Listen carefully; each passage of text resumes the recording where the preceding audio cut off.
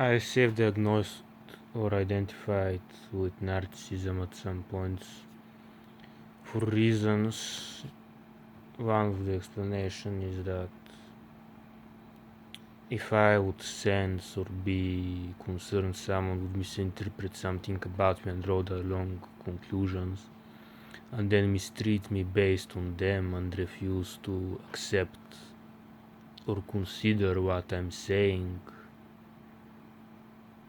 Like, they invalidate me and then put me in disadvantageous or hurtful positions for me. And this happens repeatedly, and then I have to constantly worry about that and what to say and how to interact and how to put them down because they're trying to put me down for what seems like absolutely no reason, ego, just because they felt like it, they felt. Anyways, this seems to cause tension in my head and body and restrict my cognitive process over time. And this wraps you up in that kind of constant vigilance, constantly trying to make yourself appear superior to an aggressor. It's not just appearing superior, but changing them how they treat you by force, even if it's not necessarily physical.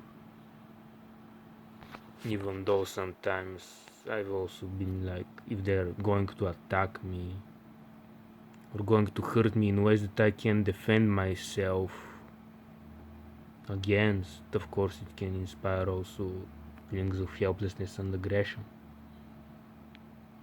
and also plans to revenge, but also put them in place so that they don't mess other people up just because they felt like it. Then I would get stuck in those patterns and I would be unable to escape from them, from thinking about how to react, while also not getting the appropriate reactions that would help me because my mind doesn't work anymore. It's like it's not creative enough, it's not adaptable enough in that state. And there is like this internal screaming or force or aggression in your tone or the way you express or experience your emotions because of the intensity and the panic and the threats and all of that in the situations over time. And the way I found to deal with that and reduce it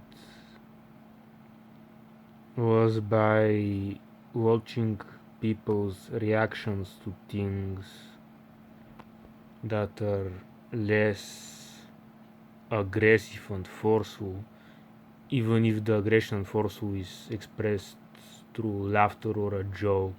It's like the way they joke or activate tension in their muscles is a way that I can't process the energy from without causing tension, pain, and agitation in me, or that it by itself it just does that. So I found people who are somehow calm while being still on top of things.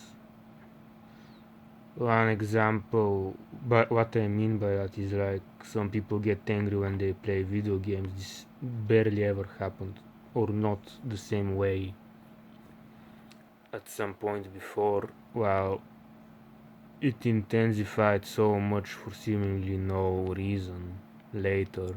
But now I know the reason is related to muscle tension and also those negative experiences. When something bad happens in the game, you can also laugh about it. You don't need to get angry, right? But if I tried to have no reaction, let's say for some reason it wouldn't, for example, not necessarily that it couldn't work, I'm not sure. But let's say you try to have no reaction and it doesn't work and you just get agitated without you wanting to get agitated. It's just what happens. But I can instead of that copy the emotion from the other person that is like laughing about it in a non extreme forceful, hurtful way, and move my expression and thought patterns and muscle patterns in a way that allows me to think while not making me tilted and continue to be tense and agitated.